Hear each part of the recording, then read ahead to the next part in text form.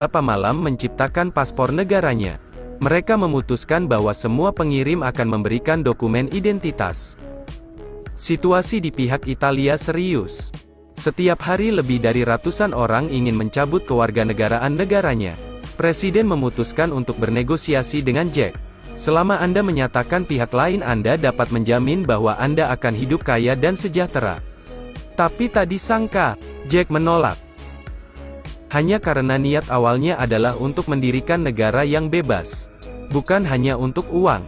Akibatnya, ayahnya dipecat oleh perusahaan hari itu tanpa alasan. Tapi ayahnya menyemangati anaknya seperti dulu. Pada malam hari mereka bertemu untuk bernegosiasi menentang tindakan. Tetapi Jack menemukan bahwa mereka semua agak tidak biasa. Ternyata semua menteri diuntungkan dari Italia.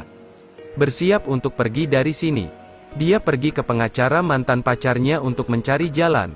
Tapi dia mengejeknya, "Anda terlalu naif. Negara kecil Anda yang berukuran 400 meter tidak dapat bersaing dengan Italia." Jack hanya harus pergi ke Komisi Eropa untuk menuntut Italia. Tapi tak disangka, lawan menerimanya. Karena semua yang dilakukan Jack adalah legal. Di laut untuk mendirikan lantai dansa dalam jarak 400 meter dapat dianggap sebagai negara merdeka. Presiden tidak segera memutuskan untuk menyatakan perang terhadap Pulau Rosa. Setelah Jack menerimanya, ia segera kembali ke perahu. Tanpa diduga, mantan pacarnya tiba-tiba muncul di belakangnya. Dia tersentuh oleh kekeraskepalaannya. Keduanya segera pergi ke Pulau Rosa. Tetapi keesokan paginya, ditemukan bahwa sebuah kapal besar sedang mendekati mereka. Ini adalah pertempuran yang tidak bisa dimenangkan. Semua musuh terlindungi dari peluru. Bahkan kapal perang itu lebih besar dari wilayah nasional Jack. Tapi Jack dan Mary, dua wanita bertangan kosong. Mereka memutuskan untuk memperjuangkan Pulau Rosa sampai akhir. Berita Italia memutuskan untuk bertarung dengan Pulau Ros menyebar jauh dan luas.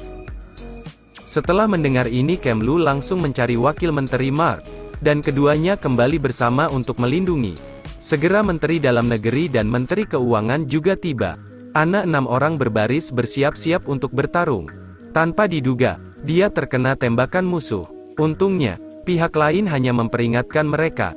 Suara tembakan terus membuat beberapa orang terjatuh. Tapi setiap kali mereka tegas. Sekarang mereka melindungi lebih dari satu negara yang tidak mencakup 400 meter persegi. Ini adalah keinginan Anda untuk kebebasan. Pada akhirnya, bahkan kapten pun tergerak oleh mereka. Dia segera memerintahkan pasukan untuk melakukan penyergapan. Menangkap beberapa orang dan menanam bom di Pulau Rosa. Hanya mendengarkan suara bom meledak, Pulau Republik Rosa melebur menjadi satu. Didirikan antara 1967 dan 1968.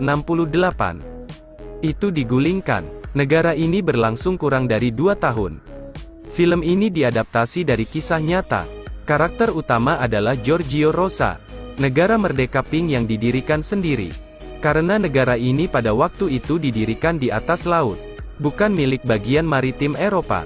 Komisi Eropa akan menolak untuk menerima perselisihan antara kedua negara. Ini juga secara tidak langsung mengakui bangsa yang merdeka ini. Untuk mencegah hal yang sama terulang kembali, Perserikatan Bangsa-Bangsa menyatakan bahwa batas laut internasional bergerak dari 6 mil laut menjadi 12 mil laut.